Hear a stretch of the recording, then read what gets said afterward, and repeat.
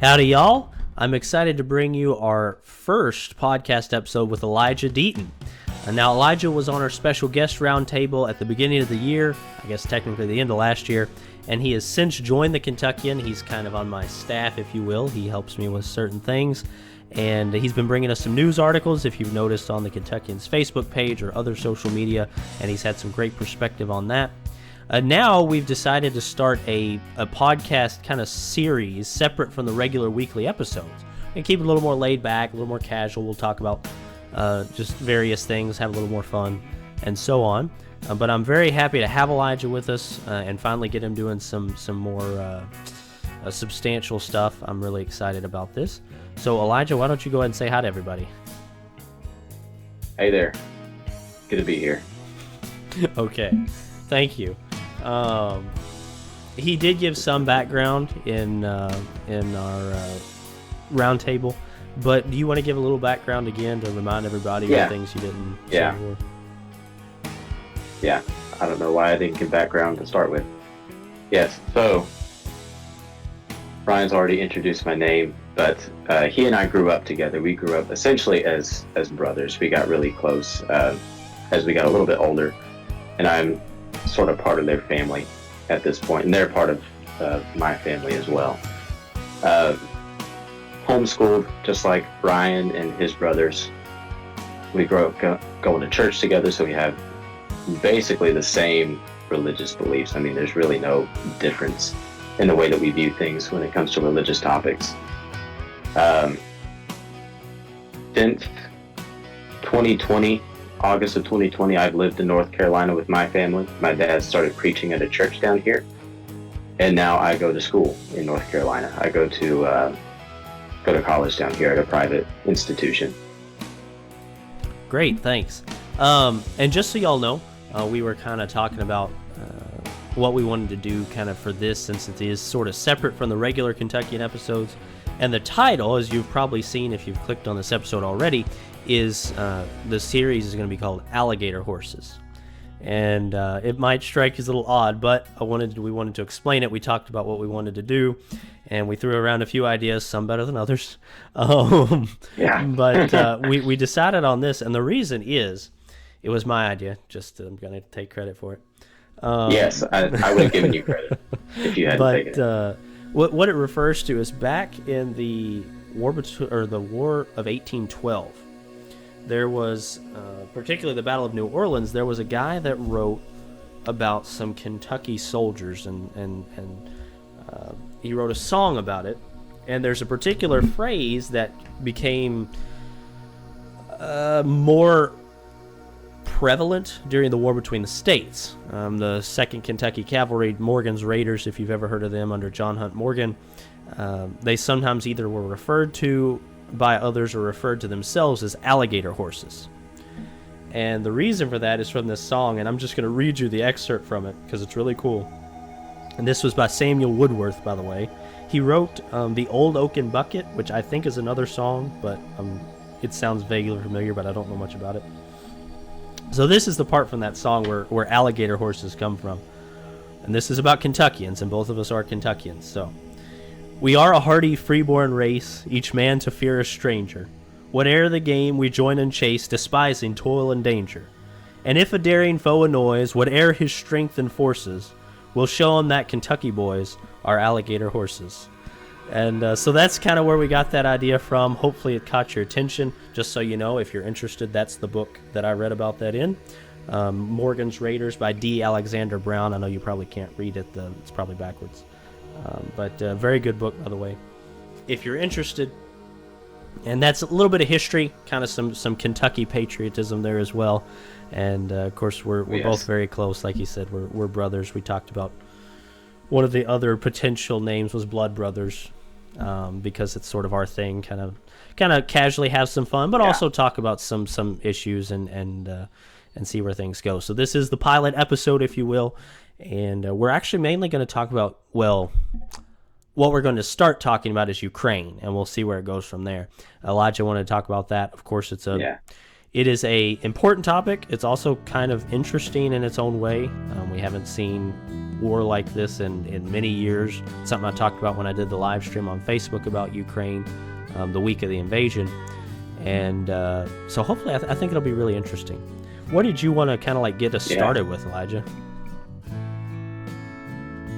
Well, thinking about the issue, first of all, it seems that this is actually something that most of our country is somewhat unified over. There's not a whole lot of divergence from, I guess, the mainstream view of the whole situation. Where the divergence does come in, though, is how the U.S. should respond to it. I remember, I don't know if it was the day of the invasion or like a day or two afterward, but I called you and we were just talking like we do occasionally. And I asked you specifically what you think the U.S. should do about it. And it was interesting. This was one of the few things we disagreed on, because I said, look, we need to go over there and crush Putin and put him in the ground. And you were like, no, we need to leave it alone, not even get involved.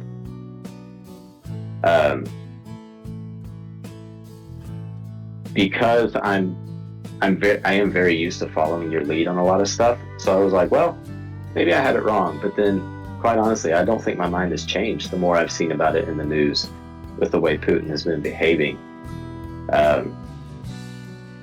Yeah, it's a fascinating situation to me, because there are so many different ways that this could turn out. And it could go, you could argue that it's already gone sideways, but considering how it could go, I would say it really hasn't gone sideways just yet. But it's a fascinating thing to think about. And I like talking about it with people when I can. And you got to remember, I did say that I thought we should wait and see what happens, and that we shouldn't just immediately jump in and get involved.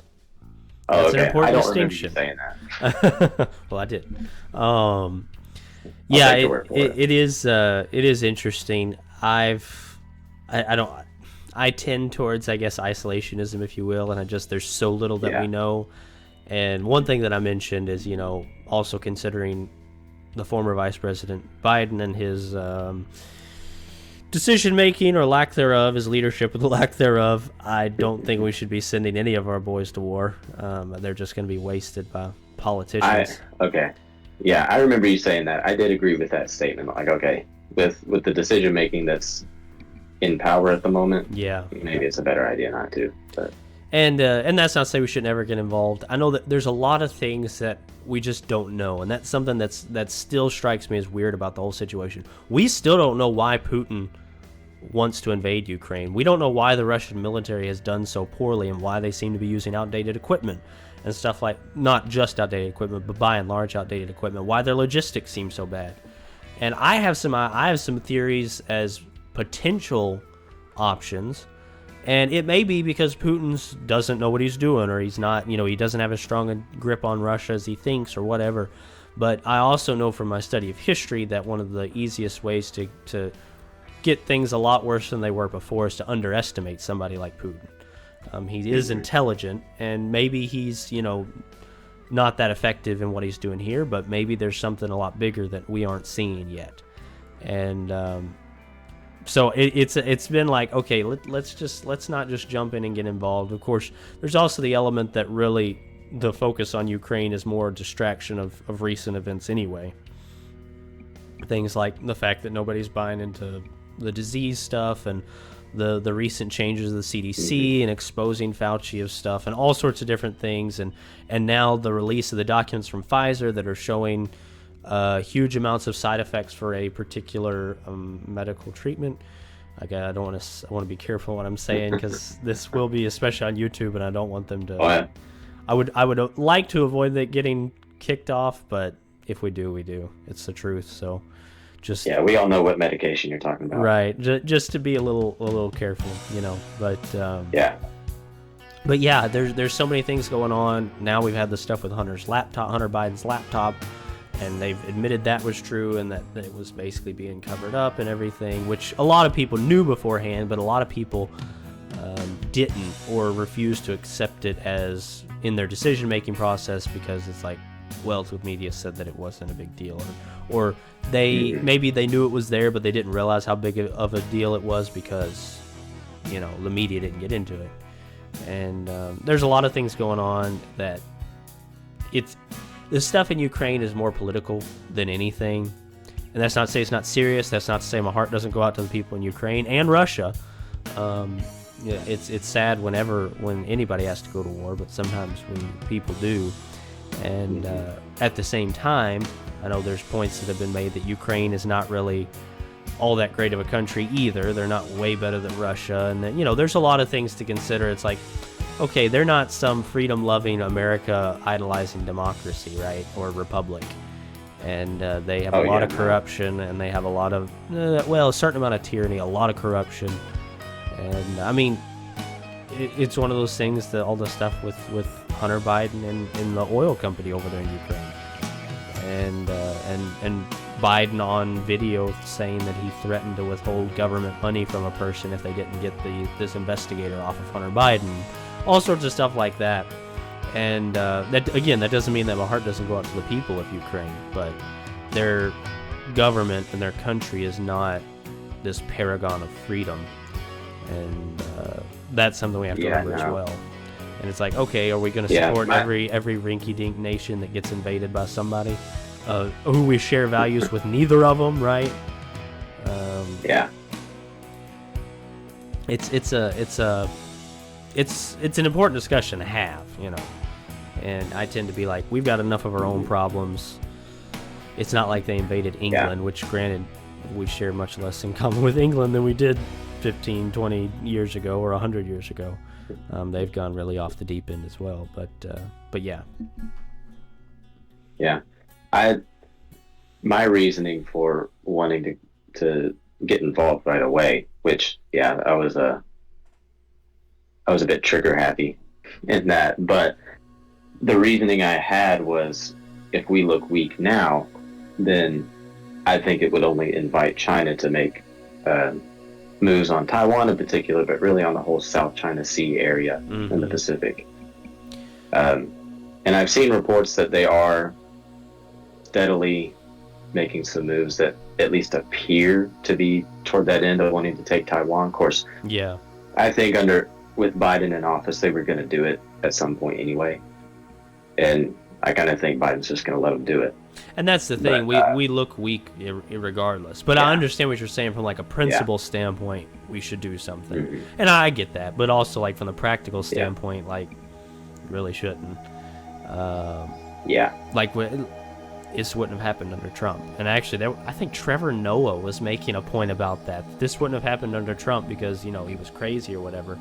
But like, he's got a point, right? Because actually Russia has invaded countries for the last 5 presidents except one, if I remember right, and that one is Donald Trump.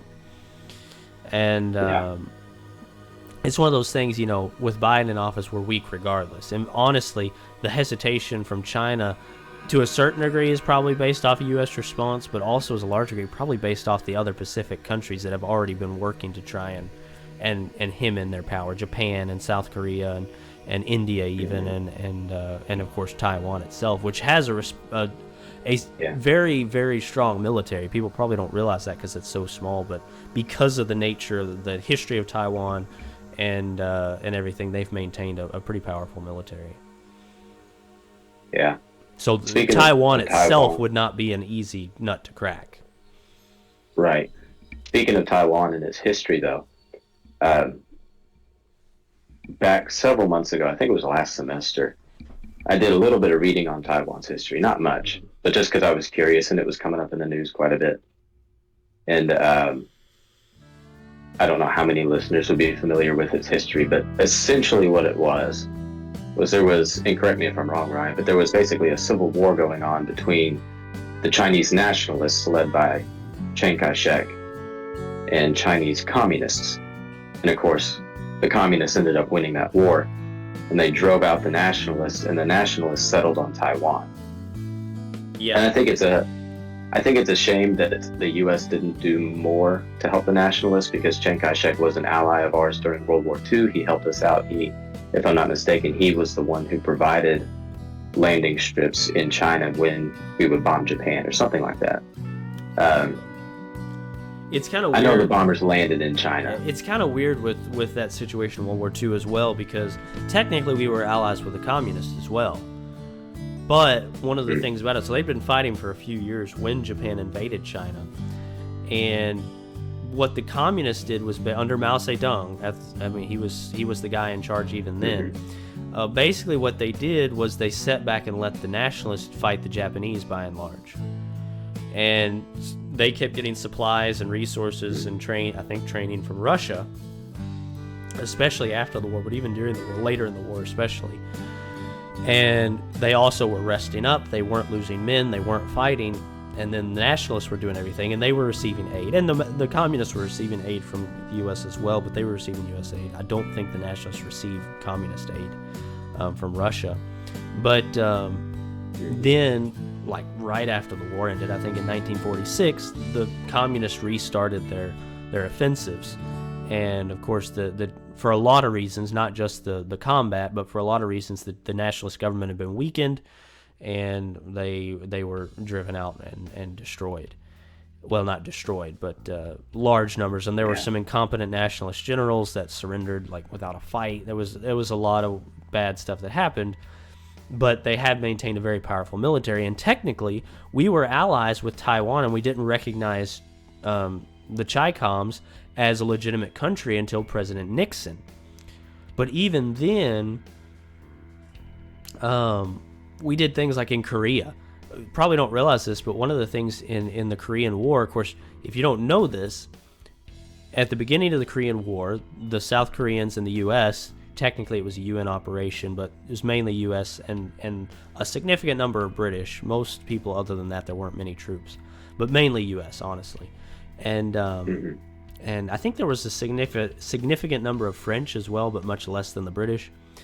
But we had the vast majority of troops there. And so in fighting the North Koreans, they pushed really hard, and we got into the Pusan perimeter, which was kind of like this defensive line deep in South Korea. Seoul had been taken and all sorts of stuff. And we stopped them at the Pusan perimeter, held them in the Pusan perimeter for I think about a month, if I remember right. And then General Douglas MacArthur, performed the Incheon landings at a coastal town in Korea, and it was an amphibious operation that basically cut off the majority of the North Korean army. They panicked, it scattered them, and we annihilated the North Korean army, pushed them all the way to Pyongyang really quickly, which is the North Korean capital if you're not familiar, and then all the way to the 38th parallel, the Yalu River, which was the border between North Korea and China. Annihilated them. But what happened after that, and a lot of people probably don't realize, is the Chinese invaded North Korea. And a large portion of the fighting that was done wasn't with North Korean troops, it was with Chinese troops. But Truman was so set on not having a war that might turn into World War III that we never declared war on China. That was where, if you've ever heard of MacArthur wanting to nuke the bridges on the Yalu River, that's what he wanted to do, to cut the Chinese off and to make it so that China couldn't invade North Korea because of the belt of radiation. And I forget, he said it would, I don't know if this is correct or not, but he said it would make that area impassable for like 50 years at least because of the radiation. And then actually invade China. MacArthur, when he pushed back the Chinese finally, he wanted to invade China, and if I remember right, that was when he got fired.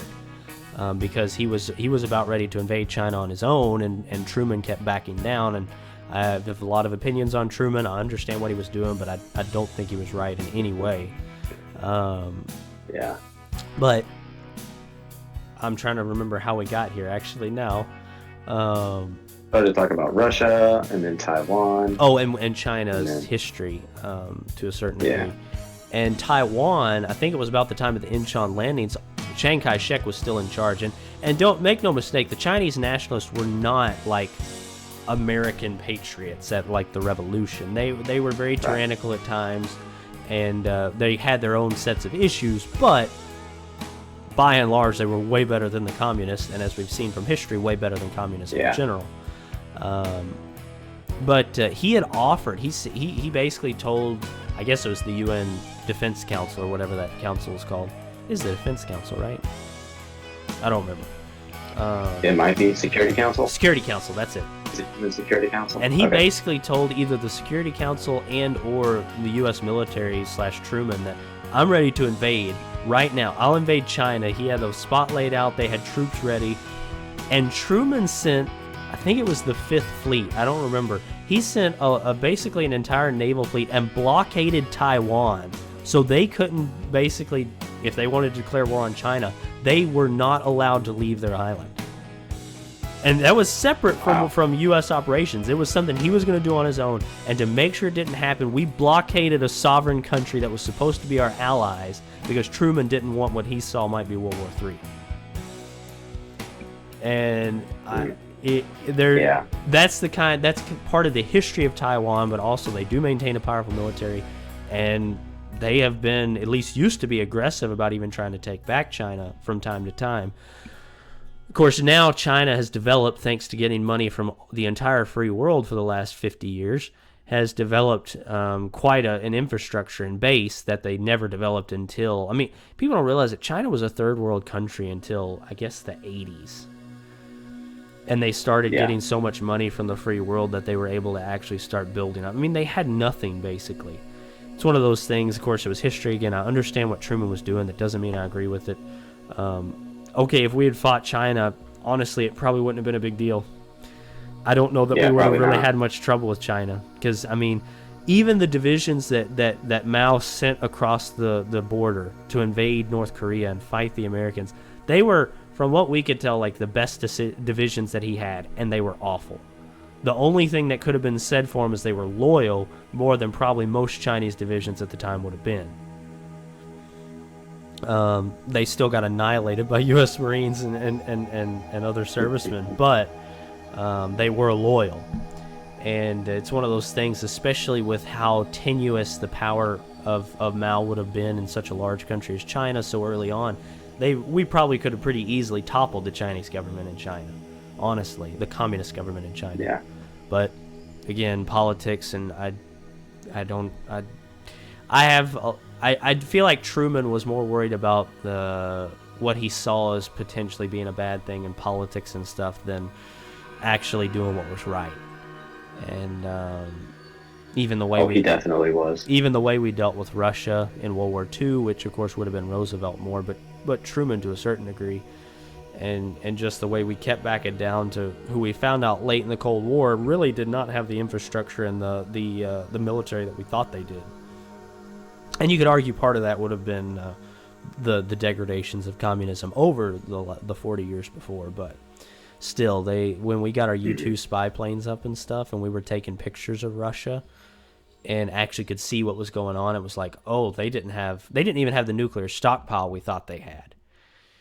And I've heard people describe Russia as being a paper tiger for a lot of its history, and that may be true. I still don't think we should underestimate Russia, but it was definitely true during the Cold War, and it was true during World War II. There were a lot of issues with that, but we're getting really far off track, and I want to bring it back to Ukraine. Yeah, we are. Because I could talk about some of some really interesting stuff with Russia during World War II, but that might come up later. We'll talk about it then. Yeah. Did you hear about? Did you hear anything about the biolabs in Ukraine? Yeah, that was. I haven't done much research on it, but that was kind of a huge deal. Yeah. Did we talk about that at one point? I don't think so. A week or two ago? I don't think we did, actually. Anyways, do you want me to tell you what I know? Sure, yeah, because I know a little bit. Okay. And how a bunch of like congressmen were scrambling around to try and be like, we need to keep these biolabs from falling into the Russian hands, but then also saying that there was nothing like in them important. And like it was basically if my understanding, let me tell you my understanding real quick before you jump into it. My understanding, if I remember correctly, is it was basically bioweapons development, like what happened in Wuhan, China, where it was American-funded development of stuff that is illegal in the U.S., and it was bioweapons, by and large. And it was the same kind of thing in Wuhan, where COVID got released, and we have what we had for the last 2+ years. Yeah. Is that kind of correct?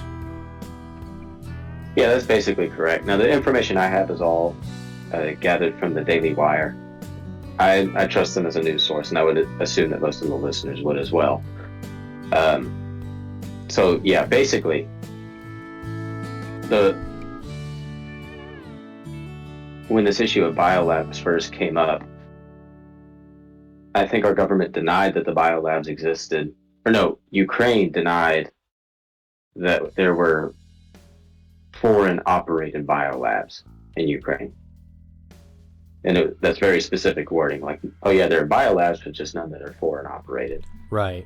And then it comes out that the U.S. had a lot of investment and involvement with those biolabs that are in Ukraine. And apparently, if you do some digging around, you can find that the main donors for these biolabs are all essentially the Pentagon. So it's all like defense-related stuff. That means weapons, by the way, just for our listeners. Yes. That means weapons. The Pentagon Yes. produces weapons. Just so you all know, Yes. that's what they do. The official line of reasoning, though, was that these biolabs were up and running for the purpose of dismantling old Soviet-era bioweapons. So it's like, okay, the Soviet Union fell in the 90s, right? The early 90s. Ukraine actually And gained its independence in the late 80s, if I remember right. Something like that. And then, But the Soviet Union here we are itself 30 collapsed in years the later. 90s. Yeah. Then here we are 30 years later, like, how long does it take to dismantle a bioweapon? Even a lot of bioweapons. Like, does it really take 30 plus years to do something like that? Especially because because it's one of those things that the Russians had maintained. Of course, a lot of it's secret, but there is some information that the Russians had maintained some of their bioweapons. They kept a lot of anthrax and stuff like that. But you got to remember, we're also not talking about Russia. We're talking about an independent country now that is probably wanting to get rid of these bioweapons if they have them, if they were in Ukraine, and there may have been some stored in Ukraine. But like you said, it's not like, it's probably not going to take them 30 years and constructing all these new facilities to get rid of it. It doesn't make sense. And apparently the contract that put this work into motion wasn't even signed until 2005. Which again looks a little bit suspicious. Like, okay, even 10 years after the fall of the Soviet Union, why are you just now getting around to signing a contract about dismantling those bioweapons? So anyways, looks very, very suspicious. Of course, Russia's putting out their propaganda about it, and it's kind of hard to believe that because, wartime propaganda and all that good stuff. And Russia has a history of lying about this sort of thing anyway. To be fair, we put out a lot of propaganda, and we lie about a lot of things too. Well, yeah, that's the United States, not me personally. Right. Are you sure, Ryan? Yes, I'm sure. Are you positive? Okay. Positive. But yeah, then we also the U.S. also puts out a lot of propaganda. So it's like, who do you believe here? What's the actual truth of the situation? Leaves a lot of people wondering. I'll be honest, that's a really good point there about, well, who do you trust? And when you look at the track record of politicians, U.S. politicians, I'm not saying that the Russians are trustworthy, but honestly, I think they're more trustworthy than our politicians. I mean, you look at the stuff that's happened just over the last couple years even. Yeah. Like with the recent disease, how Fauci and the CDC and the other people would say one thing and they'd stand by it and say it was absolutely true, and then there'd be a congressional hearing or whatever, evidence come out, yeah, you were lying, and then they'd change it a week after or a month after, and happening time after time after time again, and saying that this is absolute and then changing it. And that's not the only thing, but perhaps it's been the most egregious with that.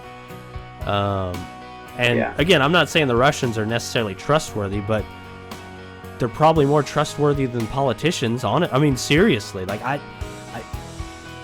not saying I trust either, but if I had to trust one or the other, I'd probably go with them, honestly. Honestly, I probably just wouldn't trust either, just realistically. But I'm gonna give more credence probably to the Russians, right? Yeah, like if there was a third option of who you had to believe, you'd probably take the third option. But there's only two in this case. And yeah, I'm sure there's a lot of other people who feel the same as you do. I'm honestly split dead in the middle I'm not sure I would say that I would trust the Russians more, but I certainly wouldn't trust our own politicians. Remember, And a I lot of this didn't. stuff I is didn't also, say I trusted them. I know. Clarify that for all the listeners. Ryan does not trust Russians at all. The Russian government. The Russian government. I actually have been able to speak with a couple Russians before, and I don't know if I would say I knew them enough to like trust them as a friend, but like at the same time, they weren't really untrustworthy. They just strike me as untrustworthy. They're just folks too. So yeah. Oh, and here's another interesting little factoid about the whole biolab situation. Apparently, there's another company. I wish I could remember the name, but there was another company that was heavily invested in these biolabs. Mm-hmm. And this same company was invested in the lab in Wuhan that released coronavirus for COVID-19. Was it the Pentagon? No, it wasn't the Pentagon. It was some big medical company. Yeah. The name escapes me, but that when I learned that piece of information, it was like, whoa, this is like a Hollywood movie level conspiracy going on here. Because I mean, it's one way that you can find out what's really going on in the world is if you follow the money trail. Yeah. That will normally tell you with a pretty high level of accuracy what's going on. It'll tell you what people's motivations are. And just so y'all know, there's a lot of money trails that go to politicians in the U.S. and abroad. A lot of money trails. And a lot that go to Ukraine. Yeah. Hunter Biden. Yeah. That's not the only one, don't get me wrong, but... Oh yeah, not by a long shot. Yeah, it's crazy. Yeah. It's weird too, the I guess the weapons situation in Ukraine. Just like the weapons that are being used, and there's like really old stuff and there's really new stuff. Mm-hmm. I saw a video, I don't know if it was true or not. It looked like it wasn't faked, but I'm not 100% sure. And it looked like that this was probably 3 weeks ago, that they were using a thermobaric bomb somewhere in Ukraine, in like a Ukrainian city, which if you may have heard of a fuel air bomb. It's one of the most devastating non-nuclear bombs out there. It basically creates, if I understand correctly, or remember correctly, it basically creates like a heat pressure shock wave that will can incinerate stuff in its path. It's pretty devastating. And they said they were using like a thermal, but I'm like, if it's true, that's pretty big. I mean, militaries generally don't use thermobaric bombs a lot. They maintain, and the U.S. military has thermobaric bombs, or fuel air bombs, but that's pretty intense. And then they've got like recovery vehicles and armored personnel carriers from the 50s that are trucking around. It's wild. Yeah, and I saw a headline the other day about Russia using for the first time a hypersonic missile. I heard about that. Yeah. It was Did you post an article about it actually? On the, I think. Did I? I think I might have. So I it might will be on the have, Facebook page. Yeah. For the listeners, if you want to see that article, you can go check it out on the Kentuckians Facebook page. And Gab, don't forget Gab. If it's there. Just saying. And Gab. Did you post it to Gab? Yes. Okay. I'm checking. Yeah, just double check before we go directing people there. But yeah, the idea of this hypersonic missile is that it moves literally so quick that traditional missile defense systems... By the way, you did. Okay. Traditional missile defense systems can't even detect it. And you don't even know that it's launched until it hits its target. But that's the idea, at least. And it also has a variable trajectory so that even more advanced missile defense systems can't detect it and stop it in time. And in that article, though, near the very end, this was kind of freaky. China was able to put a hypersonic missile into orbit that was nuclear capable, and it was completely undetectable. Supposedly. Now, I don't know how they found out about it, if it was undetectable. But that's a good question. Yeah, of course, the intelligence community has kind of compromised itself, as far as its credibility over the past couple of years. Like hiding the Hunter Biden laptop. Yeah, exactly. But yeah, just the idea that could be a missile in the hands of our enemies that's nuclear capable that we literally would not even be able to see coming until it hit. That's a very scary thought. And I don't even normally read the news and get scared by it. Like, that's just not in my DNA, generally speaking. Like some people, I mean, they hear about some car wreck on local news that happened, 20 miles from where they live, and they're freaking out about it. Like, oh, we gotta be careful out on the roads. There's crazy people out there. Some extreme cases, for sure. Yeah, I'm just not one of them. But that actually unsettled me a little bit. Yeah, I mean, it's one of those things. One thing about weapons development, of course, it's not to say we shouldn't try and stay on the cutting edge of it, but one thing about it is there'll be new weapons, and then they'll develop defenses for them, and there'll be new weapons, and develop defenses. And again, that's not to say it shouldn't be taken seriously, but, when the first swords were used, they started coming up with armor, and then they started coming up with guns that could penetrate the armor, or arrows in some cases that could penetrate armor. And it just keeps going on up and up and up. And really, really interesting subset of that is tank ammunition, the main guns for tanks and the development of that. It's really kind of wild what happened in some of the ideas people had to make that work. But again, it's you just love one your of those armor. things. Oh yes, I love tanks. They're great, and armor in general. But specifically mechanized armor. Yes, most of all, yes, for sure. Tanks are pretty cool. Very cool. They're really cool.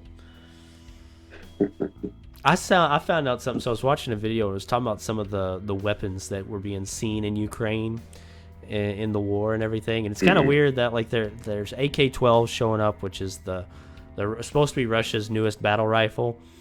But then they're like showing up where people have captured them and they've got no optics. They've got no kind of accessories on them. It's literally just the rifle, which seems odd to have your most advanced rifles without any kind of accessories to help out your soldiers. But then there's old stuff being used. I saw there was a Russian, I think it was a Russian soldier. He had a Mosin Nagant with a scope on it. So I guess he was like a sniper or whatever. If I'm not mistaken, the Mosin Nagant is from World War One, isn't it? It was originally developed. Does it go that far back? It goes farther than that. It was originally developed and first made in 1898, if I remember right. And they used it through World War One. They used it through World War II, and it is still used in conflicts, especially third world conflicts, all across the world. But you wouldn't think of what's supposed to be one of the most powerful and modern militaries in the world still using rifles. And they're good rifles, don't get me wrong, but they're also bolt-action rifles that are extremely outdated for any modern military. Yeah, I was about to say, I don't think you or I are by any means the first people to bash an old weapon system, especially if it's effective. Like, I know I'm a huge fan of 1891. 1891, even earlier than you thought. Yep. But yeah, both of us love old weapon systems, I think. We both love the M1 Garand and the M14. I argue the M14 is actually still very viable today, but that's a different discussion. Well, I think it is too. Springfield actually makes a civilian version of it. M1A, that's one of my dream guns. The M1A, they got the SOCOM too, that's got a little bit more of a modern tactical look to it. Shorter. Chambered in 308. Man. Well, technically it's chambered in 7.62 NATO, but it can use 308 as long as it's not high.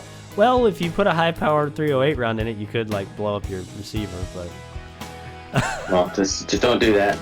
At least damage your receiver. It might not be powerful enough to blow it up, but would ruin the gun. But hey, while Dad and I were in Texas, we went to a little local gun shop, and they had a SOCOM there, and we got to hold it. And it's real front heavy, but it's just, man, you can tell it's got some power to it. It's a sweet gun. They are sweet guns. Yeah. We could geek out on guns all day. Yeah, I think so.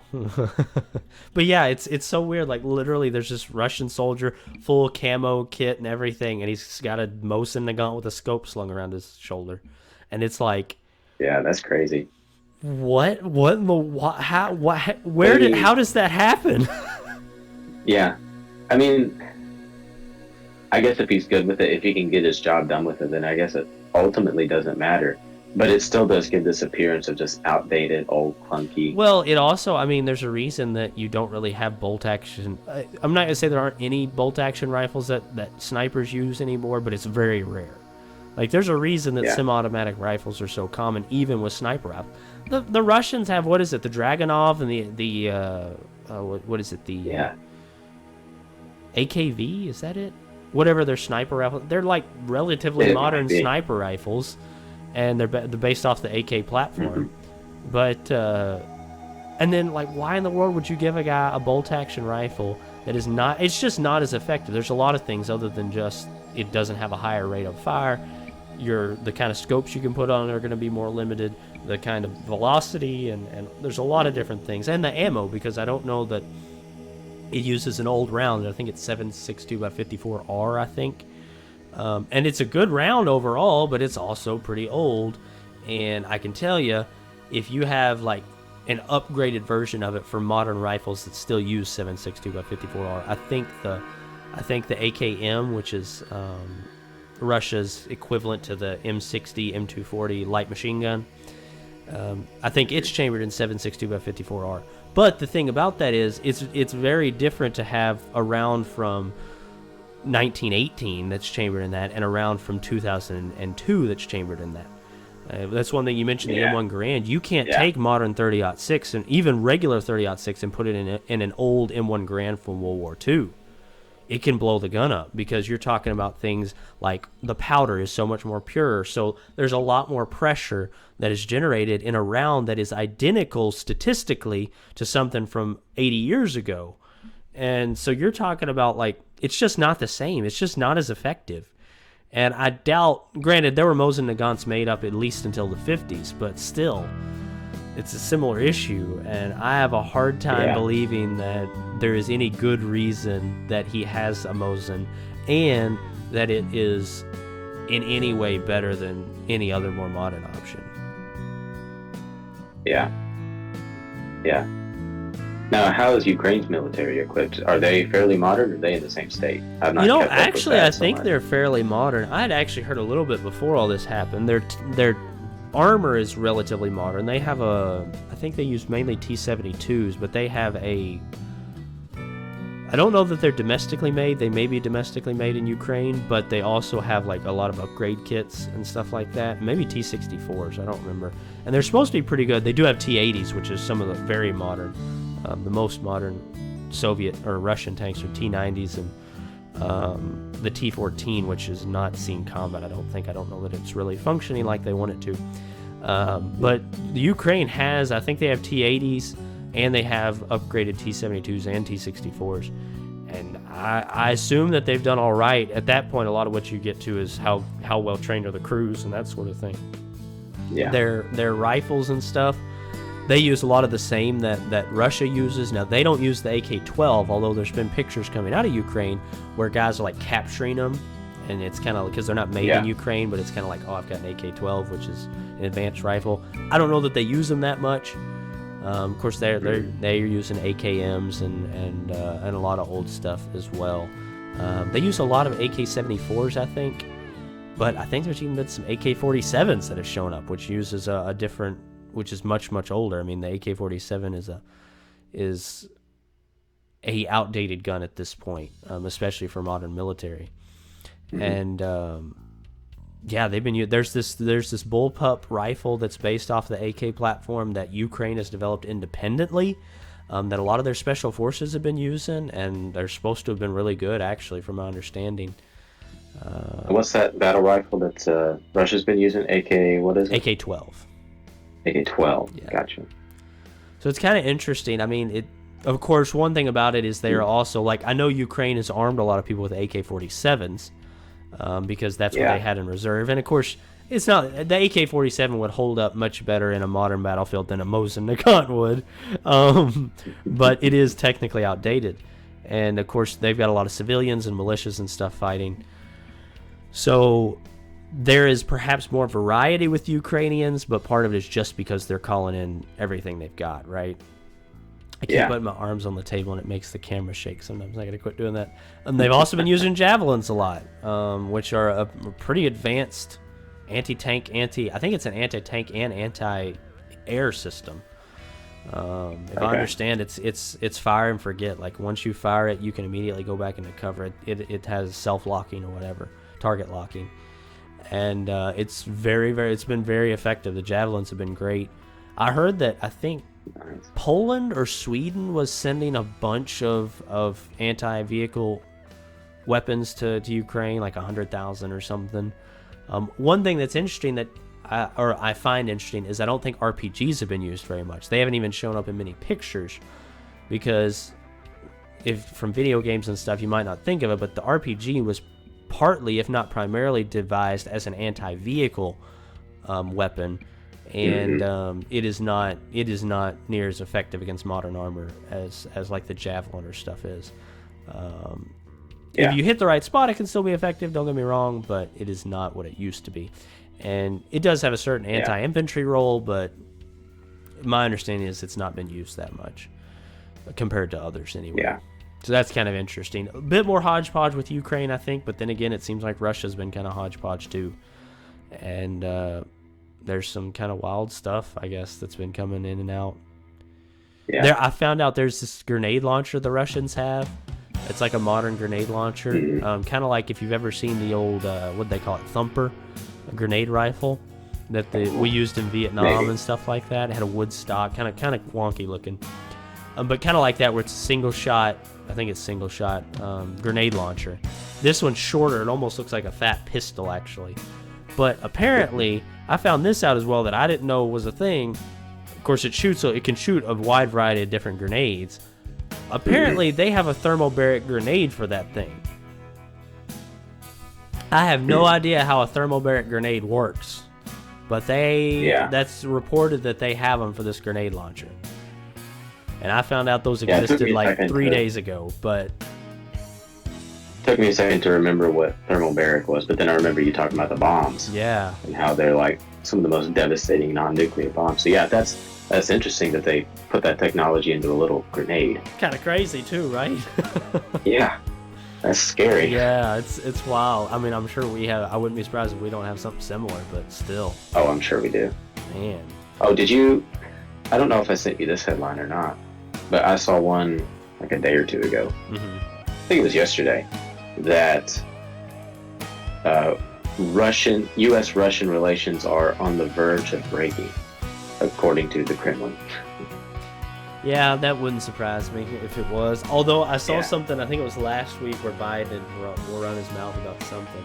And the Kremlin responded, like, we understand that he's irritable and tired, and so we're not going to hold it against him, what he said. And basically called him out for being, dementia. A loon? Yeah. Yeah, I don't know what's going to... Again, it's so hard to even guess, because we don't really know what Putin's motivation is. We don't know what his long-term goal is. Obviously, he's trying to take Ukraine, but why? Why is the military performing so bad? Why are they using so much old equipment? What does he want to do? I've heard it explained. One reason that he may be trying to take Ukraine, and why he didn't want Ukraine to join the EU, is because, in case you don't know this, Ukraine's geography is by and large very flat, wide open. It's not very defensible terrain, and on the other side of Ukraine, I guess where Poland is, there's the beginning, I guess, of the Caucasus Mountains. And there's a mountain range that makes a very, very good natural defense, and basically creates an impassable border for a modern military, except for on a much smaller area. So if Ukraine joins NATO, then they have an alliance that is active, that its whole point is to stand against Russia. And they have a large member, that basically gives them a free route if they were to invade Russia for some reason. It's very indefensible. At least if Ukraine wasn't part of NATO, then it was relatively neutral.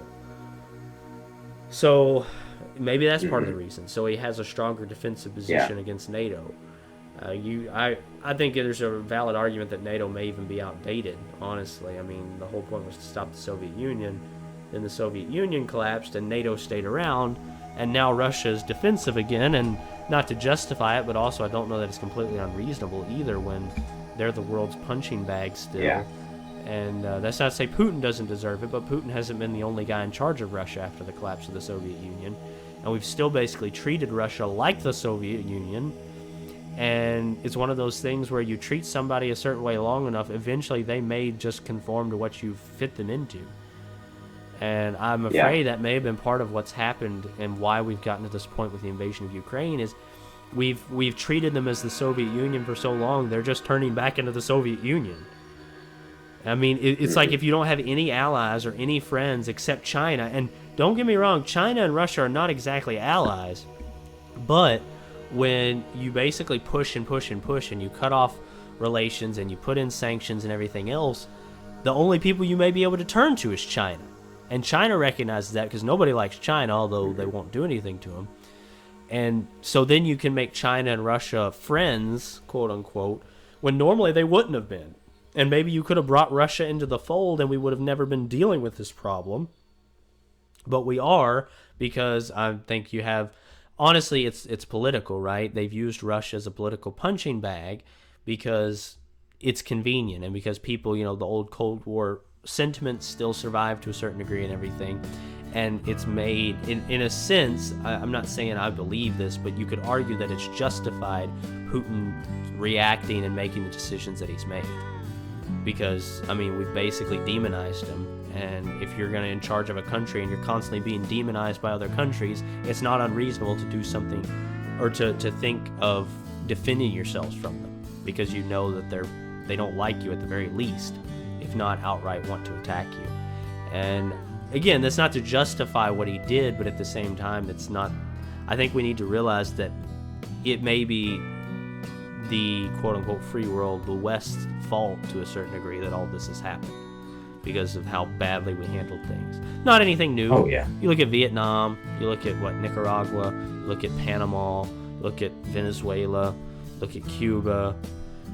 Just take your pick, right? Look at even Germany. Look at a lot of these countries that we tried to help. And really, we were more interested in politics and what we got out of it, and we ended up making things way worse. Look at Afghanistan. Look at Iraq, whatever. Look at a lot of Middle Eastern countries, and it's the same story because it was never about actually helping these people. It was about the politics. It was about the money, like you mentioned. It was about getting things how you wanted them. And that's what we're at now. And that may be all that Putin's doing, is trying to get things where they're favorable to him. And could be. I don't know. No. I've heard it said that he is trying to. There was somebody that wrote a book that used to work in the Kremlin or something, and it said that he is trying to restart the Soviet Union, which that may be true. I don't know. Yeah, that's one. Before he actually invaded Ukraine, he gave a speech that was justifying his invasion. Essentially, or attempting to. And he lamented the fall of the Soviet Union in that. And I think he explicitly said that he wants to reestablish it and he wants the old borders of the Soviet Union. Yeah. So basically from day one, I've assumed that that's what he's got in mind, which would make him an ideologically motivated enemy, which would make him potentially at least less reasonable than your average foe. Yeah, and the thing is, I think if that's true, and it very well may be, to a certain degree, it makes sense. If everybody else, almost everybody else in the world treats you like the Soviet Union, and you don't have the quote-unquote benefits of being the Soviet Union, why not just become the Soviet Union? Like, if you're basically having to go it on your own, so you might as well establish those borders and give yourself more buffer space and everything else. Again, that's not to justify it, but at the same time, the rest of the world may have very well pushed them in that direction. That's what happened in Nazi Germany in World War II, because in World War I, now it was kind of interesting with America, it was sort of separate, but most of the countries of Europe punished Germany. They destroyed what was left of Germany after World War I. They annihilated their economy. They beat them down. They tried to limit the military that they could have, and what they limited them to did not make sense for a modern mechanized industrial country to have a military that small with those limits. And to try and limit, and they destroyed them, and they beat up on them, and everything else. course, you had the Weimar Republic, and just, I mean, money was worthless and poverty and everything else, and everybody telling you you're horrible. And then Hitler comes along, and he's got a different bill of goods to sell, and he's talking about how great Germany is, and he's talking about how if people are going to treat us this way, well, we're going to stand up against them, right? We're going to make Germany great. We're going to make Germany powerful. We're going to make Germany respected again. Well, when you beat down somebody so badly, what else do you expect? In fact, I believe it was Ferdinand Foch. I don't remember. The guy that was in charge of Allied forces during World War I, if I remember correctly. I think it was Ferdinand, Field Marshal Foch, I think. When he read the terms of peace at the end of World War I, he said, "What? This is just a ceasefire that'll last 30 years." And almost 30 years to the day, Germany invaded Poland. And it's like, you can't expect people, you have a war is bad already, and you can't expect to just keep beating up on somebody because you beat them without some kind of response down the road. And I really do think that a large part of what we're dealing with is related to that very principle. It's happened other times in history too, not just Germany, but it certainly happened with Germany. And that's how we got World War II.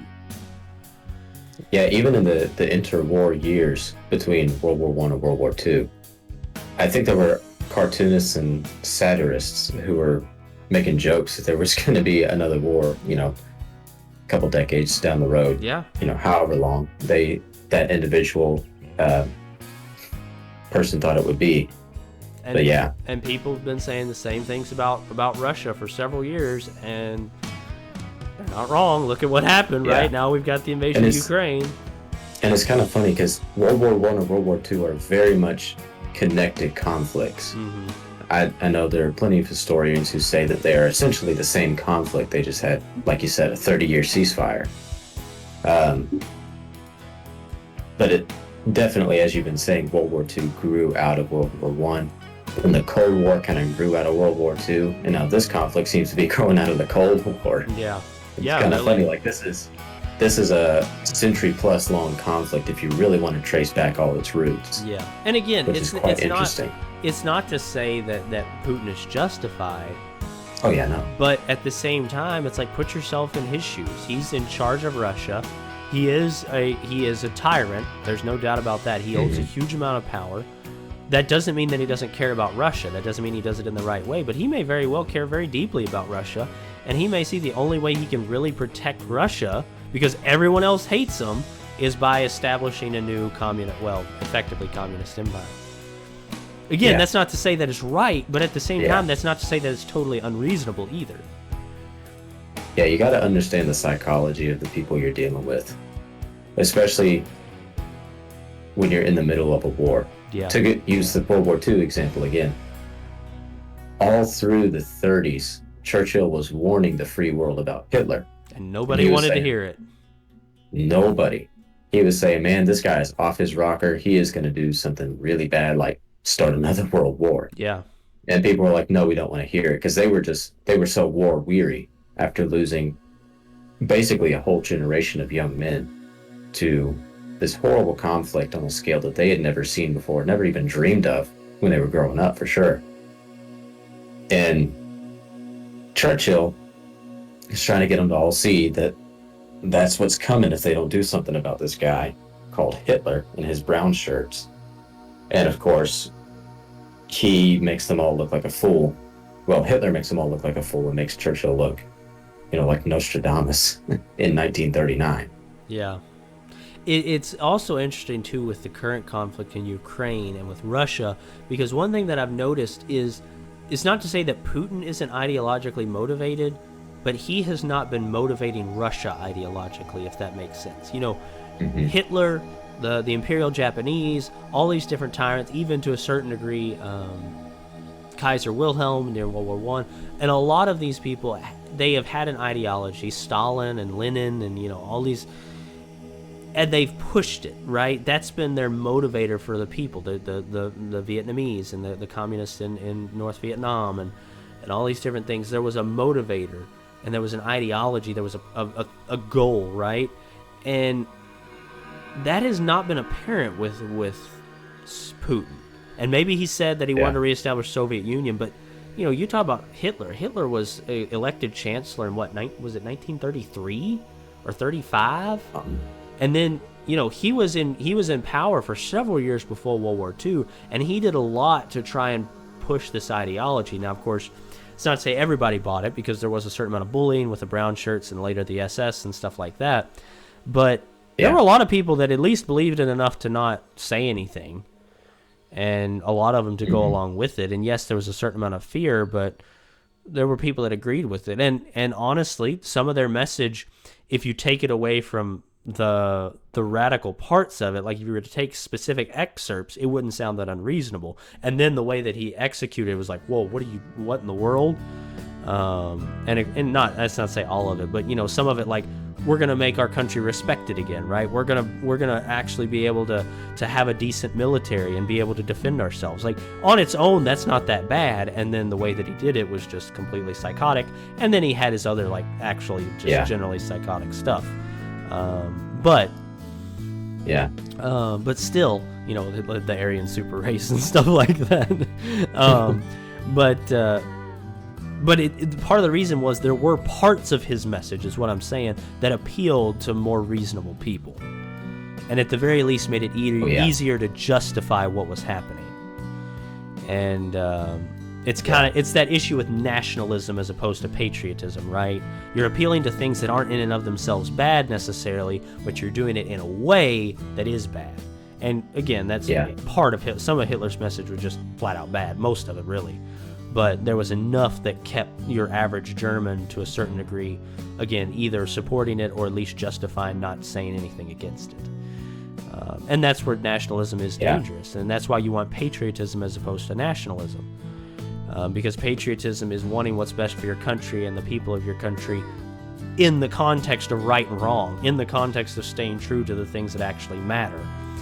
And nationalism sometimes isn't always like extreme, like with the Nazis, but it is always much less stable because it isn't based off of a foundational truth, right? Yeah. And it's a fair point that it's dangerous. Now, communism's way more dangerous. We've seen that in history, but still, it's just something I've noticed with Russia, because it's like he hasn't made that obvious, and from what little I've heard from Russia, it doesn't seem like that's something he's been pushing on the Russian people per se either. So it's like, if he's ideologically motivated, how's he going to keep the people on board? I don't know. Mm-hmm. It's a curious situation in that. Yeah, and you mentioned earlier, and I'll only touch on this briefly because there was something else you just said that I wanted to point out. But you mentioned earlier that the whole situation feels off, and I've been thinking about that too over the past few days. That there is just something not quite right. Something about the whole Ukraine debacle is just not adding up. And I don't know what it is, and I think it's going to break probably, well, at some point. At some point it's going to have to, right? At some point the truth is going to have to come out. Eventually. Yes. Now, whether we know it before all this gets taken care of or after is anybody's guess. But I liked what you said about some parts of Hitler's message actually being reasonable, because it helps you to understand that. Choose your next words very carefully. Yeah, they're chosen carefully. Helps you understand in part how Hitler, but also how the German people at the time were still human, because they are portrayed as just complete monsters, completely inhuman, and what people nowadays would think of when they think of Nazis and Adolf Hitler is just people in name only, people who become animals, and something that they themselves could never turn into, right? Yes, and that's exactly. I know you've talked about it on the podcast before. I remember listening to the episode, but that's extremely dangerous when you think you could never become this horrible thing that you so despise. And it's not even just you think you could never become that. It's you take comfort in, I would never get to that point, right? It gives you a sense of moral superiority. Yes, which is extremely dangerous. And now we've got that built up in our culture for so long. now what do you have? You've got different organizations coming out with ways of distinguishing, how should we say it, compliant people versus non-compliant people, in our state of medical tyranny, if you know what I'm getting at. Right, yeah. And it reminds a lot of people, and reasonably so, of Jews being marked out in Nazi Germany with the Star of David. And then you have people that are like, well, that's just ridiculous. How could you ever say that? And it's exactly because of what we're talking about right now, because just so you know, that was episode 16, if you all want to check that out. It's called Moral Superiority and Dehumanization in America. Check it out. And yeah, it's exactly true, because it's like, well, how could you ever say that? Because they've already made up their mind, well, I could never do that, right? And so they can justify whatever because, well, I'm not a Nazi, right? It's like, you're doing the same things they did.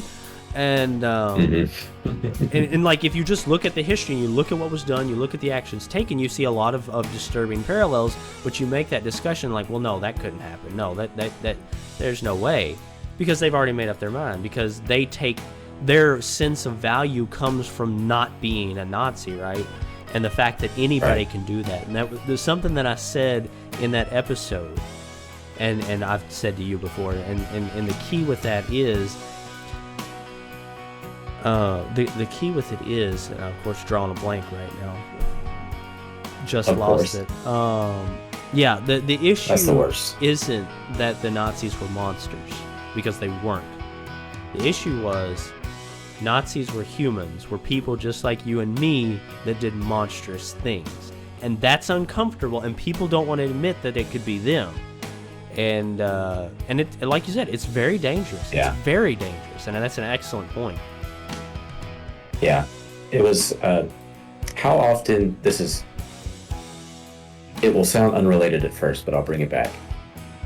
How often do you follow or listen to anything Jordan Peterson puts out? Are you familiar with him? I follow, like, I have notifications when his podcast comes out, and I've watched some of his videos, but I haven't read any of his books or listened to his podcast.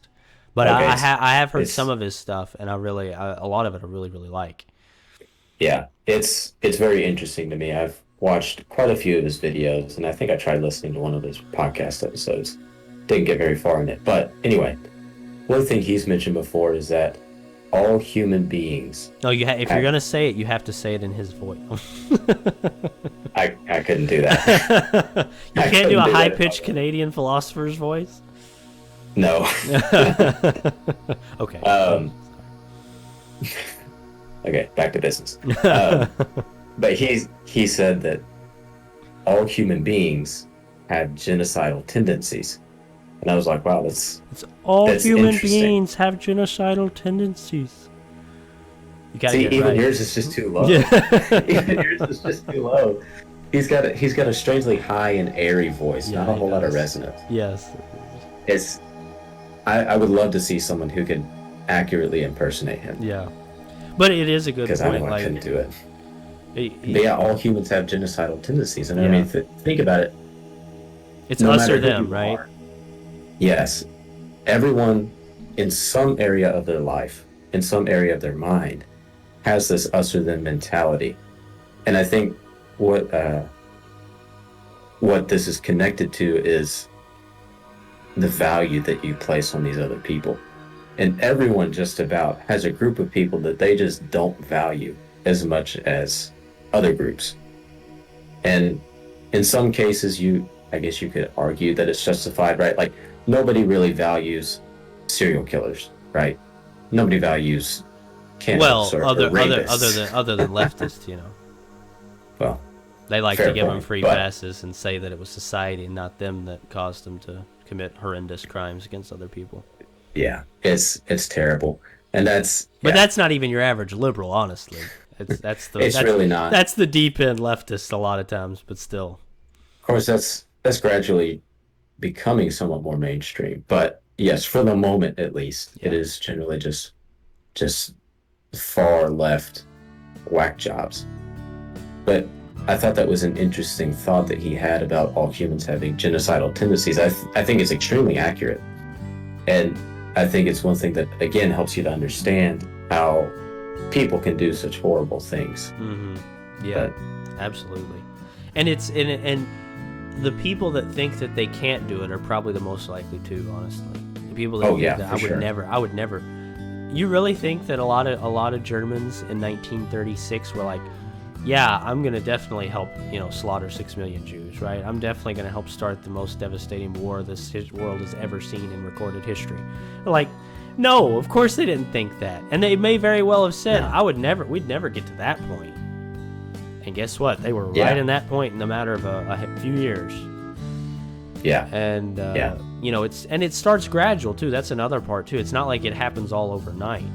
It starts little by little. It starts by building up that us versus them mentality. It starts by assigning the blame to a scapegoat, and all these different things that you gradually create an enemy class, right?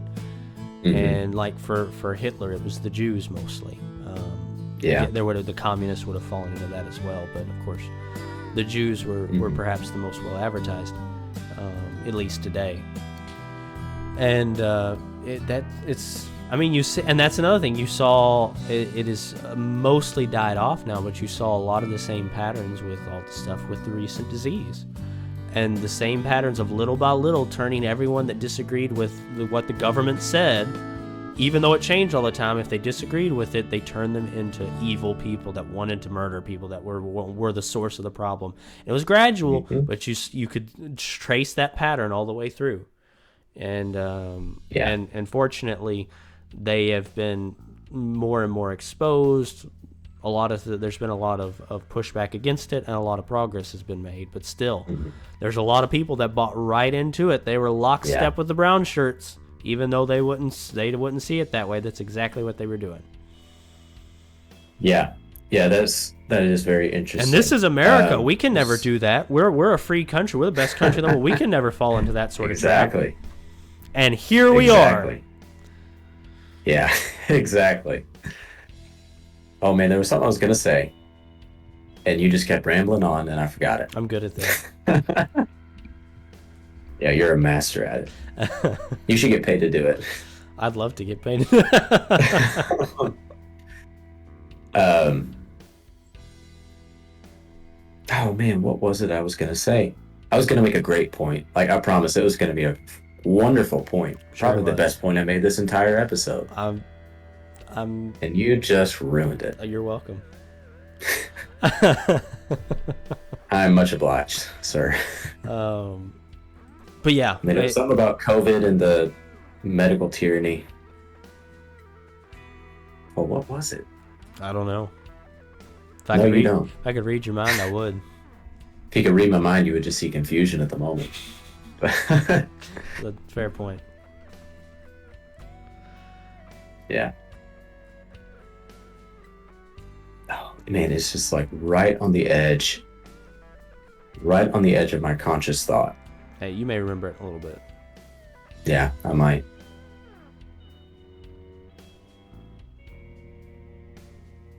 Yeah. I guess while we're waiting, we can take a moment to appreciate the role education has played in all of this. Yes, we can. Because that's what conservatives gave up. Yep. A long time ago, and they let the liberals have it. And now look where we are. Yep. But yeah. That is it. Now I remember. Okay. I remember. I think. So I think the reason we've not gotten as bad as Australia is because we do still have a large number of conservatives. And even though a lot of people have become complacent in the past decade or two, once all this started going down, a lot of them were still complacent. They were still content to follow the government's lead. But then as this has just dragged on, a lot of people have woken up.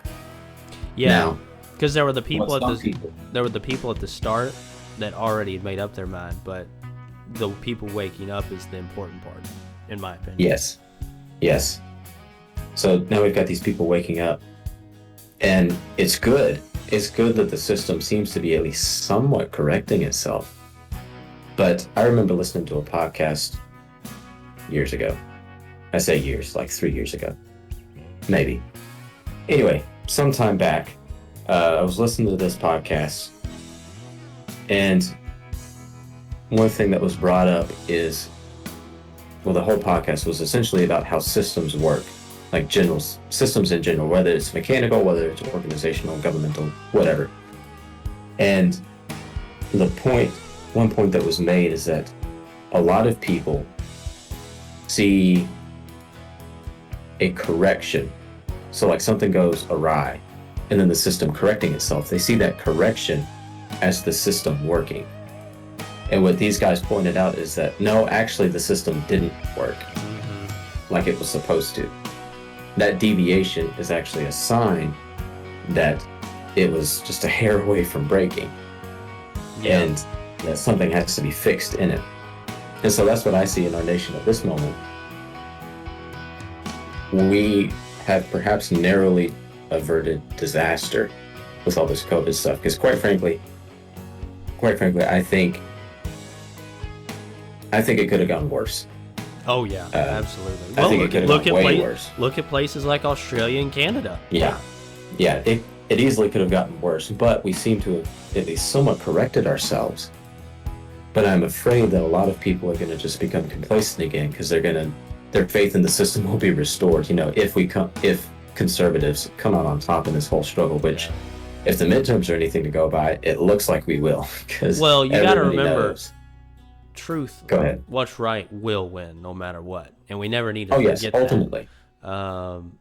Ultimately, just as a reminder, you know, it's like, yes, we need to do our best to try and achieve victory now, but it will win, because what we're talking about is the difference between right and wrong, and truth and falsehood. Yes. And but at the same time, what you're getting at, I think it's a great point, but I don't think what it was is people saw the system correcting themselves and they started waking up. I think it was people saw the system not correcting itself and they started waking up.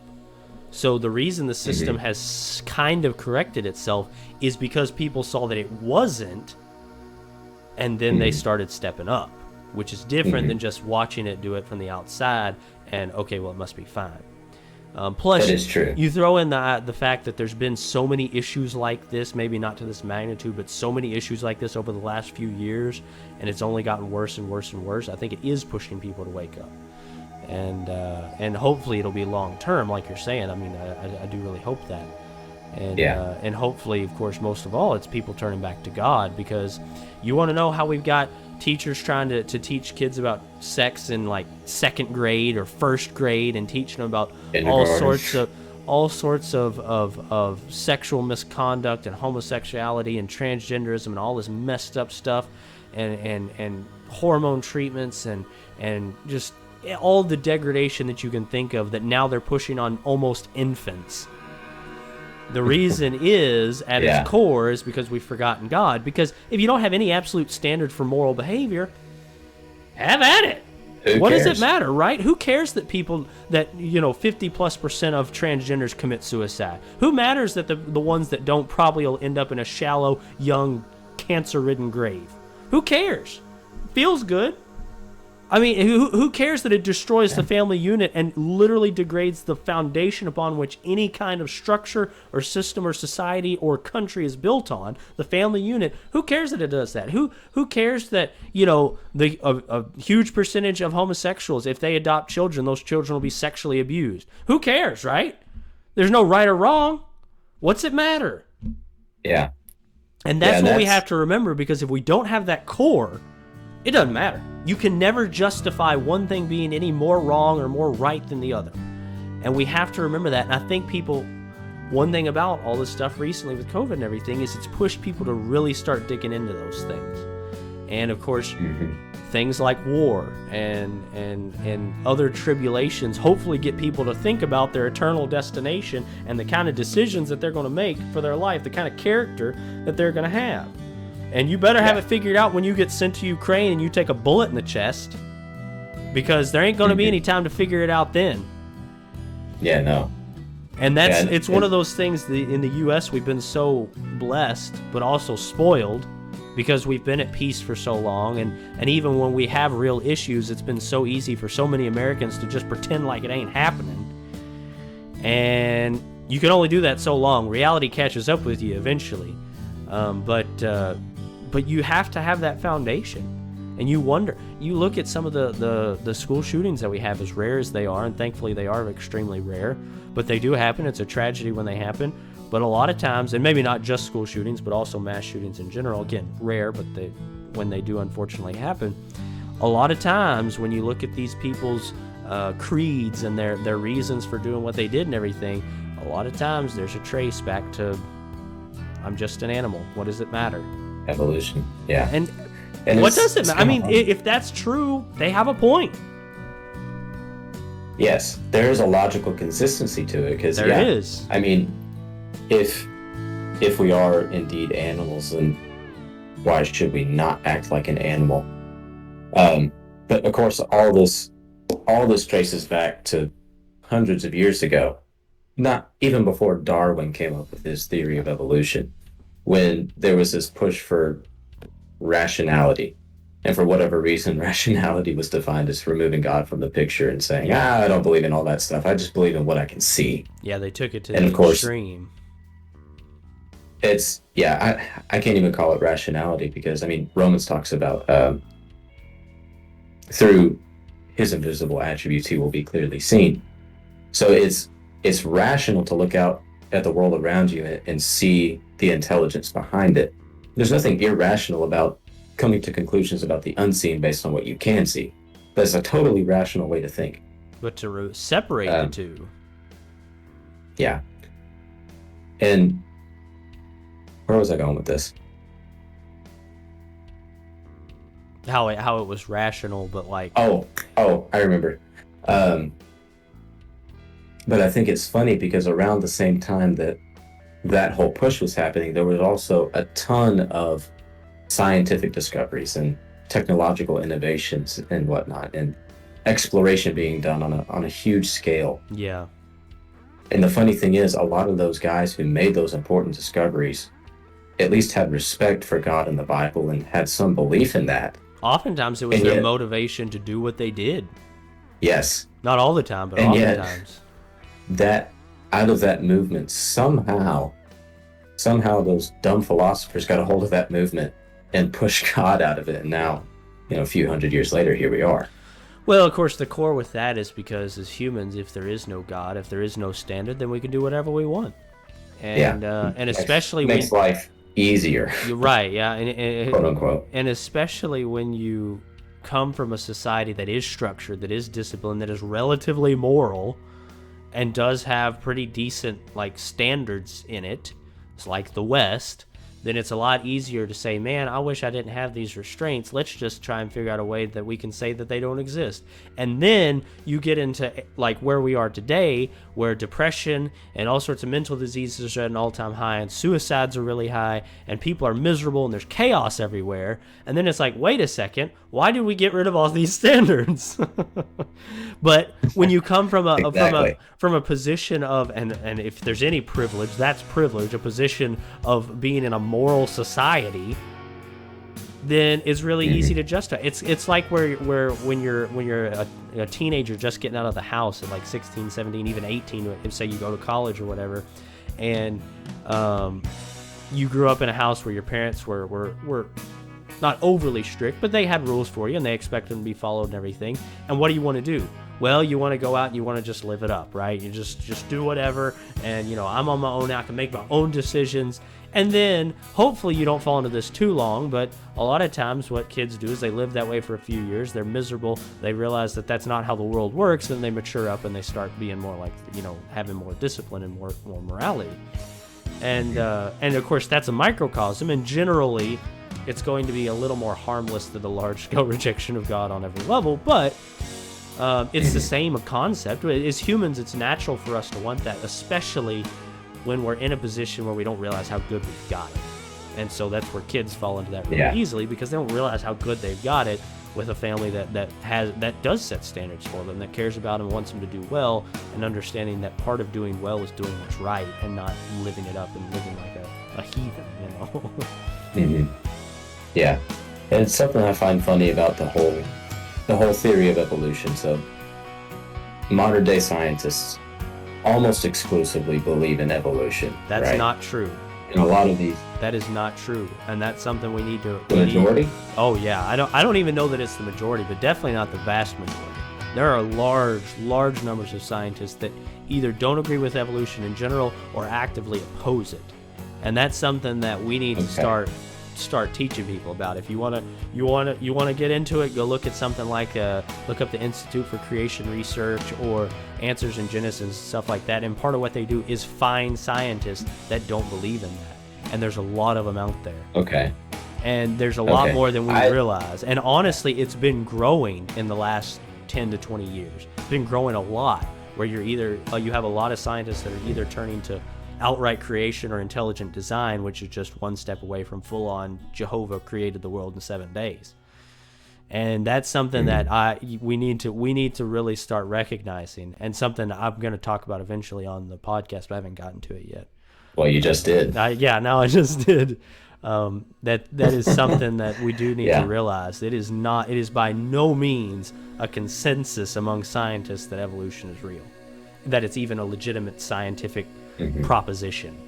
Because honestly, it's not. Yeah, I mean, it is still a theory. It doesn't. Well, even from a scientific standpoint, it's not. But it can't be tested, and therefore, it's not truly a theory. But we need to recognize that and really try and start thinking and realizing that it is not a consensus, and the illusion that it is a purposeful illusion, because they don't want people questioning it. There's a lot of people that do, and there's even more people that are waking up and like, there's literally like no evidence. And you don't have to. This is another thing that we're going to talk about. Actually, this one may be pretty soon. I don't know yet. Is that you don't have to be a scientist to be able to think scientifically or do science. Well, I was about to make a point on that. First of all, thank you for pointing out to me that it's not even necessarily the majority that believe evolution. It might be the majority, but it's definitely not the vast majority. Yeah. Yeah. So, I mean, I knew about the Creation Institute and whatnot, Ken Ham and his work. But I thought of that as kind of a niche thing, not anything that was particularly large. But sounds like it's growing, even if it's not necessarily large. But anyways, be that as it may, one thing I find ironic about the whole theory of evolution and modern day evolutionists is that a lot of these evolutionists, these atheistic people, are the type of people who would shut you down in a conversation because you're not an expert, right? And that's a logical fallacy. Yes, because they would say you didn't go to school for 18 million years, right? Yeah, and get your PhD in this, that, and the other, and I hold 4 doctorate degrees. What do you think you can do? Tell me your opinions. But I think it's hilarious because they rest their faith on a man who was a trained theologian. Yeah. And it's just so ironic to me. Yeah. Darwin was a theologian, and yet he created this sect of people, through the process of time in an indirect way. Out of his teachings came this sect of people who completely despise theologians and theology in general. Yeah. And because Darwin was no scientist, and honestly, even what he said about himself, he would have never made a good scientist. He was a great naturalist. He was very observant. He could really pick up on details and stuff like that. He was a very good naturalist, but he did not make a good scientist, even from the very standpoint that he said math just didn't even make sense to him. Like, he was not good at, and if you want to, it's not that you have to be a great mathematician, but you have to understand math, and most people do. Some people tend away from that. And like you say, he was a trained theologian, and honestly, there's a lot of evidence that the only reason he even developed the quote-unquote theory of evolution was an attempt to reject God, specifically because of something that happened to his sister when she was little. She died, she got sick or something, had a very painful death, and it was at that point that he was like, I don't see how, and he was very close with his sister, he's like, I don't see how God could allow that, basically, and tried to find... And he's not the only one. Yeah, no, not at all. Still today, people have an issue with the idea that God could allow a world that suffers. Yeah. When he's supposed to be a loving and benevolent God. But of course, there's part of that. I think it's just a plain old attitude issue, and it's to a certain that's degree. just convenient. That's convenient for them. But then there are people who have been legitimately scarred. Yeah. By different experiences in their life. And I don't know how to work through that with a person. I've never had to, thankfully. I've never had to work through it myself. So it's not like I could draw on any personal experience. But it's a legitimate question. That's actually, again, something I want to talk about on the podcast eventually, but it's something I've spent a lot of time thinking about. It's one of those things that, and studying and so on, that God made a world for us that was perfect, and he doesn't want us to suffer, but he made us with free will. He wants us to choose to serve him of our own accord, and he blesses us, especially when we do that. But because of our own rebellion, because of our own rejection, because of sin, suffering is in the world. And that's what it comes down to. And well, how could he allow that? Because that's how he designed us, okay? Because he designed us with a free will. If we have free will, then there will be suffering because we're not perfect. That's the end of the line. And he offers us total salvation from that long term. But when you get to that point, that may be where you start to get to some of the people that just have an attitude. They just don't want to accept God. But the thing is, he made us with a free will. And you can say, well, if he would just do everything for us. Well, that's not how he designed us, okay? And he designed us with a free will. He wants us to make that decision. He could have made us into robots, I guess. He's God. I assume he could. But he didn't. And he gave us everything that we needed to serve him without suffering, and we rejected it. It's our fault that there's suffering in the world, not God's. He made the world that way. He ordained the world that way, and we threw away everything that he gave us. And he still offers it to us if we're willing to accept it. And that's what it comes down to. And it's one of those things where that is the order of the world. And it's not because God wanted the world to be that way, but because he gave us free will, and we rejected the perfection that he offered us even with our free will. And we're suffering the consequences of it. We're only suffering consequences of our own actions. And you'd say, well, I was just about to say that. What if it was, what if it's somebody whose parents did something, or their great-grandparents did something, or this group is oppressed by that group? It's still the consequences of our own actions, because guess what? We're all people and we're all connected. No man is an island, and we all have a connection as human beings. And sometimes the consequences of sin last for generations and affect far more people than to us maybe it makes sense that they do. But at the same time, you've probably made mistakes in your life, I can guarantee you I have, that have hurt far more people than I wanted to. That's you have a lot bigger effect on people than you give yourself credit for if you honestly think that, well, there's no way that it should affect more than one or two people. There's almost no, I mean, we've all done it, I'm sure. But you probably fall into it a lot more than you realize if that's your attitude. Because what we do, even when it's people we don't know and probably will never know, still affects those people. Our actions have consequences.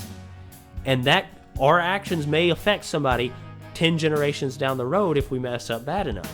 Just like somebody 10 generations before us had to go through the same decisions and the same trials and the same struggles that we did and may have messed up, and the consequences are still affecting us today.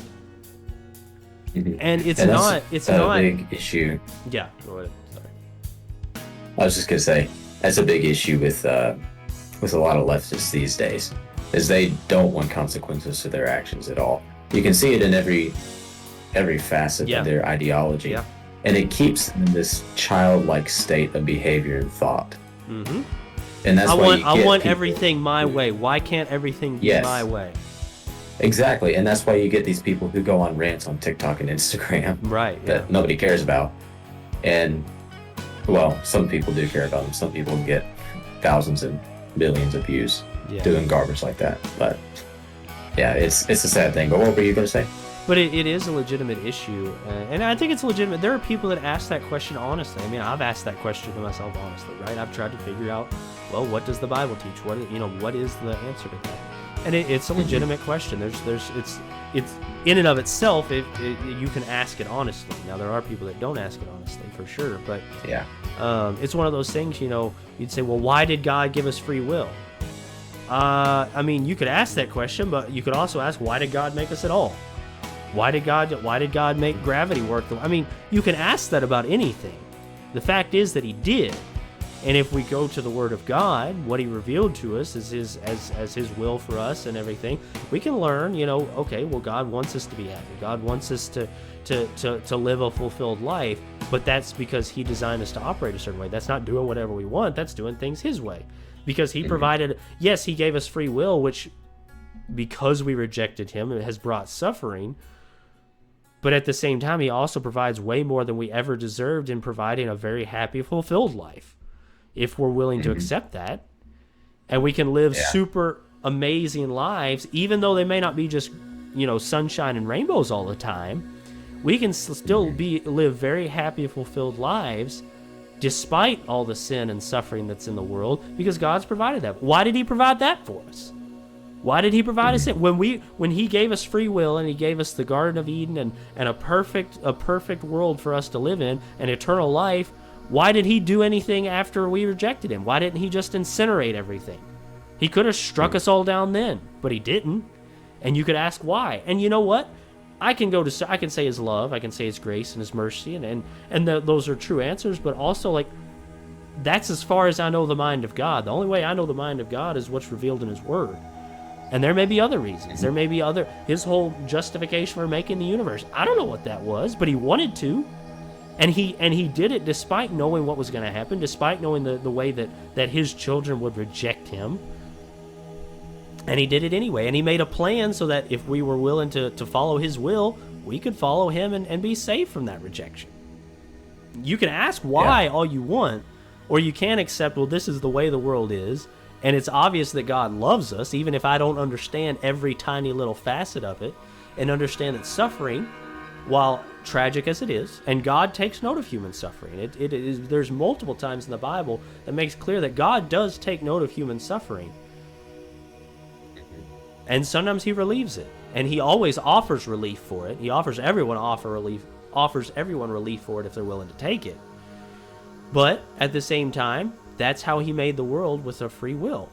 And because of our rejection, suffering comes sometimes. And we can do what we can to try and avoid that. That's not wrong either, as long as we don't violate God's will. But it is the way the world is set up. And it's our fault that it's gotten bad, because it wasn't originally bad.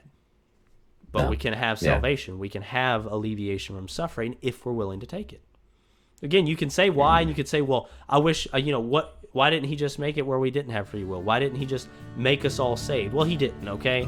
And that's not the way that the world is ordained. That's not the way he wanted to do things. And there, when you get into that point where you start being really stubborn about it, one, again, you may have an attitude issue, maybe, but also, he is God, and he is in charge, and just because we don't have the answer to everything, he's not obliged to give us the answers for anything. And he does give us the answers for a lot if we're willing to look for them. But again, it's a legitimate question. I don't want to sound too harsh, but I also want to be firm. There are answers to that question, and they are not bad answers. And if you're going to reject that answer, you're going to reject that answer. I could give you whatever answer in the world, and if it wasn't what you wanted to hear, it wouldn't matter, right? If you can see all that and honestly look at the evidence and still say, well, why didn't he just do it this way? He didn't. And that's kind of the bottom line when it gets to that. Yeah, at some point you just got to kind of accept things are the way that they are and do something about it. And we can understand why they're that way, and we can understand, or a large part of why they're that way. But we also have to realize that is the world we live in, and that has responsibility. And that's what it gets to. Like you mentioned, with liberals don't want to take responsibility for anything. And in general, a lot of people in this country don't want to take responsibility for it. They don't want to be responsible for their own actions. And when you reject the explanation the Bible gives, if you've studied or you've found out and you still reject the explanation that we have a responsibility to make decisions and bad decisions have consequences, then it doesn't matter what the answer is, because you've already made up your mind. I just don't have any interest in being responsible. Yeah, and that's unfortunately permeated our entire culture. Is just this desire to not have any responsibility. Yeah, and it's again part of it's really natural. Sad thing. Part of it's natural, right? It's somewhat, but it has become so accentuated and focused on with the degradation of morality in our country that it's gotten pretty bad. Yeah.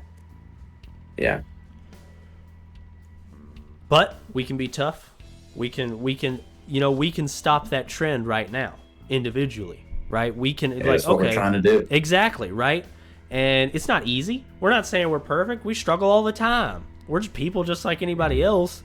But if you go to the right source, and you keep your priorities right, you can work it out. You can figure it out, and you can make a difference. And that's not me talking. You can find that in the Bible. And there is comfort to be found in knowing that there is a way out. There is a solution. There is good that can be done, and there is good in the world, even if sometimes it feels like it's really dim. But we can make it brighter by doing what we can individually.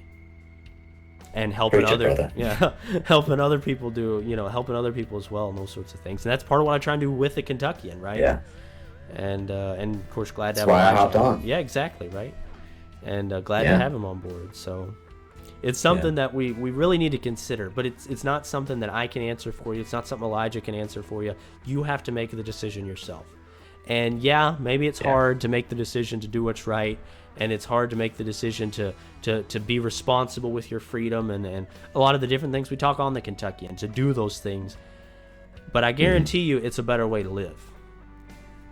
Looking at truth, trying to find truth, and looking ultimately to God's word is a better way to live, even if it's not always easier in this life. It is absolutely better. And honestly, in the grand scheme of things, it is easier, because you see people that live in debauchery their whole lives and they're miserable. But anyway. Yes.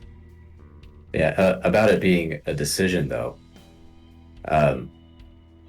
Sometimes I think that I can make a decision just by telling myself in my head, like, okay, I'm going to decide to do this. Right. But what I've come to learn in my short, long life of 19 years, that a decision is no good if you just tell yourself, I decide to do this. It's not good until you act on it.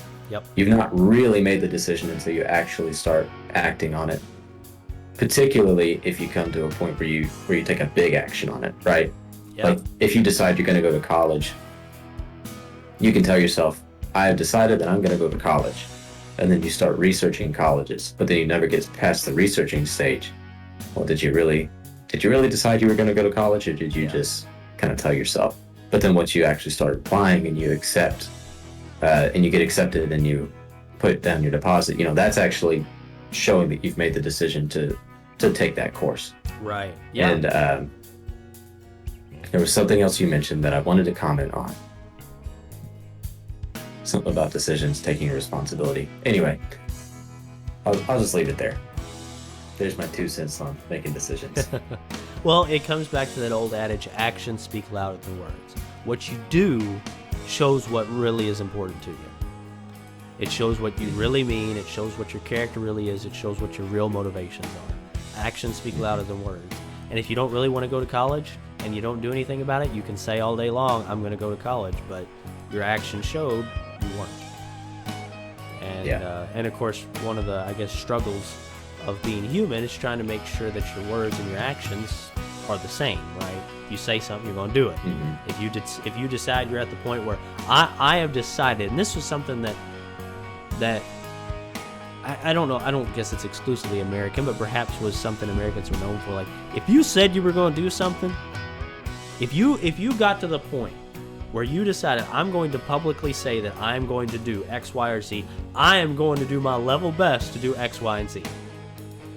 And kind of that attitude of just like how you interact with people. If I say something like that, and I say I'm going to do it, then I say to people, if I put it in a newspaper, whatever, then I'm going to do it. I'm going to give it my level best, give my best effort, right?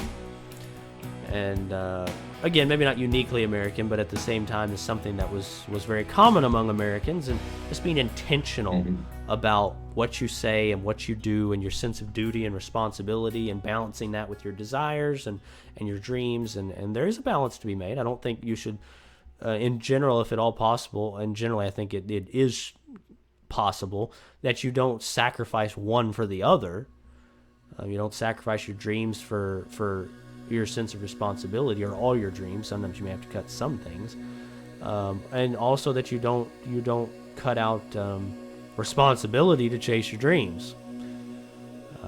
There's a balance to be had there. For sure. Well, did you have anything else that you wanted to talk about, Elijah?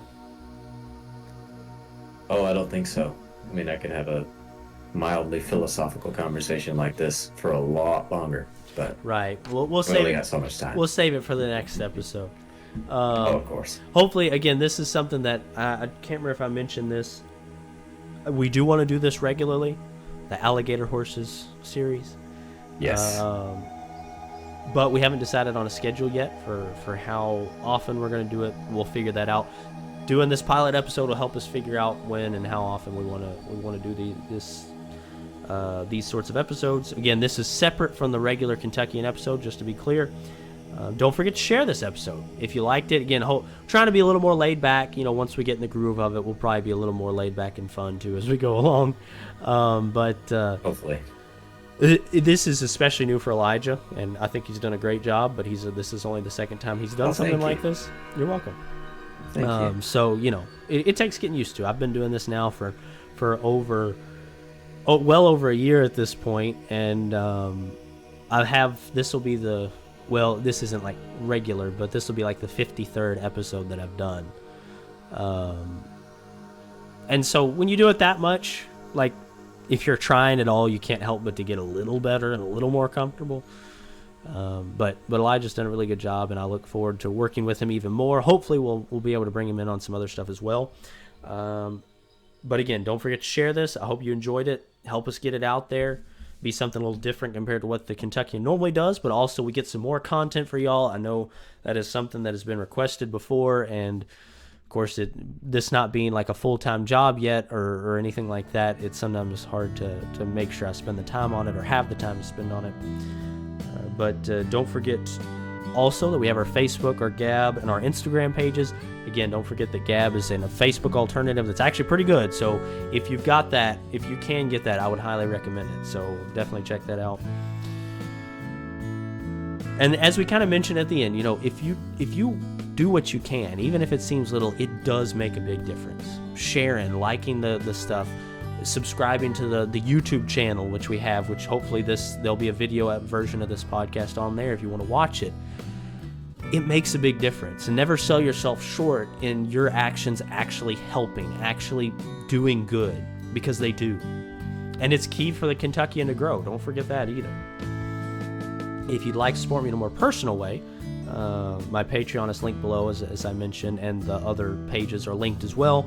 Again, don't forget the YouTube channel. I'm about to say page, the YouTube page. Hopefully, you all enjoyed this. I'm looking forward to doing this more. And we have a new. Great, Elijah. I'm glad to hear that. We have a new tagline too. So we're gonna give this a try, and hopefully this will catch on pretty well. Remember, make sure y'all never forget that whatever comes down the pike, no matter how hard or difficult it might be, we'll show that us Kentucky boys are alligator horses. Y'all take care, okay? Indeed we are.